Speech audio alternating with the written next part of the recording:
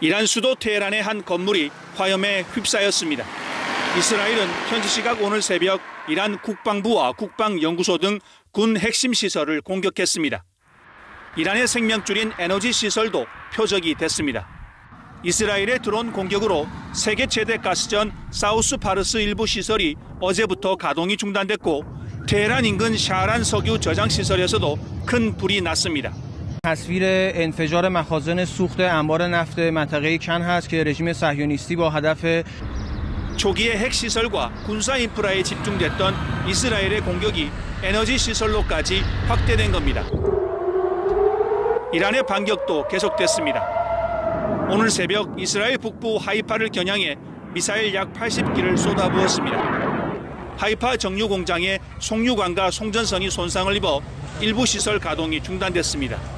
주변 민간인 거주 지역에도 이란의 미사일이 떨어져 지금까지 10명이 숨지고 200여 명이 다친 것으로 알려졌습니다. There are still missing individuals, and that is why our first responders are working together with. 이란의 대리 세력인 예멘 후티 반군도 어제부터 이스라엘을 향해 탄도미사일을 발사하며 전쟁이 더욱 격화되는 분위기입니다. 이스라엘과 이란의 공격과 반격이 이어지는 가운데 이스라엘군은 이란 공습작전의 종료 시점에 대해 답변을 거부했습니다. 로이터 통신 등에 따르면 이스라엘 군 관계자는 이란 공습이 얼마나 오랫동안 계속되느냐는 질문에 답변하지 않았습니다. 대신 이란 내 공습 표적이 여전히 많고 지난 14일 저녁 테헤란의 약 80개 표적을 공격했다고 말했습니다.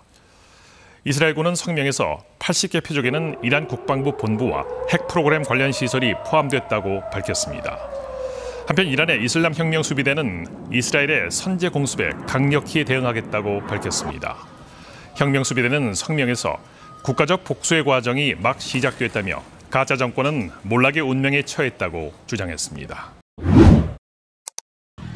이란 수도 테헤란에서 폭발과 함께 거대한 화염이 솟구칩니다. 일요일을 맞아 시민들이 오가던 거리는 대낮 폭격에 순식간에 아수라장이 됐습니다. 현지 시각 15일 정오쯤 도심 광장을 시작으로 낮 동안 테헤란 곳곳에서 연쇄 폭발이 일어났습니다. 목격자들은 미사일과 같은 발사체가 떨어졌다고 말했습니다. 현지 언론 등은 테헤란 경찰청이 공습받았고 이란 외무부 건물도 공격받아 외교관을 포함한 민간인 여러 명이 다쳤다고 전했습니다. 이란도 즉각 이스라엘을 향한 맞공격에 나섰습니다. 이란은 이스라엘의 테헤란 도심 공습 약 1시간 뒤 텔라비브를 비롯한 주요 도시를 겨냥해 새로운 대규모 미사일 공격을 시작했다고 이란 국영통신이 보도했습니다. 양측의 공방은 저녁에도 이어져 이란 미사일은 텔아비브의 벤구리온 공항도 타격했습니다. گفت که اسرائیل بدون اجازه ما هیچ کار نمیتونه بکنه. معنی حرف اینه که حالا که داره این کارا رو میکنه با اجازه آمریکا داره این کارو میکنه. 이스라엘군은 이란 서부의 지대지 미사일 관련 목표물 수십 개를 겨냥한 일련의 공격을 개시했다고 발표했습니다. 네타냐후 이스라엘 총리는 이란이 민간인을 사전 계획해 살해했다며 무거운 대가를 치르게 될 거라고 경고했습니다. 또 군사 공격의 영향으로 이란 정권이 교체될 수 있다고 말했습니다.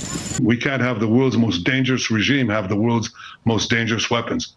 지난 13일부터 양측 간 공습이 계속되면서 인명 피해도 속출하고 있습니다. 이스라엘 구조당국은 사흘에 걸친 공습으로 10여 명이 숨지고 380명이 다쳤다고 집계했습니다. 이란 당국은 지금까지 총 사망자는 120여 명으로 부상자는 약 900명으로 늘었다고 발표했습니다. 파리에서 KBS 뉴스 안다영입니다. 트럼프 대통령이 이스라엘과 이란 사이에도 곧 평화가 올 거라고 말했습니다. 트럼프 대통령은 자신의 SNS에 이란과 이스라엘은 협상을 해야 하며 합의를 이룰 거라면서 이같이 밝혔습니다. 또 현재 많은 통화와 만남이 진행되고 있다며 자신은 많은 일을 하고 아무런 인정을 받지 못하지만 괜찮다고도 강조했습니다. 상황을 낙관하고 있다는 건데 그 근거로 최근 전면전 직전까지 치달았던 인도와 파키스탄 간 갈등을 신속히 중재한 사례를 들었습니다. 그러면서 미국의 개입 가능성도 열어뒀습니다. 트럼프 대통령이 이란 최고 지도자 하메네이를 제거하겠다는 이스라엘의 계획을 거부했다는 소식도 전해졌습니다. 로이터 통신은 익명의 미 당국자를 인용해 이스라엘이 하메네이를 제거할 기회를 가졌다고 미국에 알렸지만 트럼프 대통령이 이를 거부했다고 보도했습니다. 다만 네타냐후 이스라엘 총리는 이와 관련해 허위 보도가 너무 많다며 직접적인 언급은 피했습니다. Actually, there's so many false reports of conversations that never happened, and I'm not going to get into that. But I can tell you, I think that we do what we need to do. 자신이 취임하면 전쟁을 모두 끝내겠다는 트럼프 대통령의 호언 장담과 달리 우크라이나와 가자 전쟁에 이어 이스라엘과 이란의 충돌까지 격화되는 상황. 트럼프 대통령이 집권 2기 취임 이후 가장 큰 정치적 시험대에 올랐다는 분석이 나옵니다. 워싱턴에서 KBS 뉴스 김지숙입니다.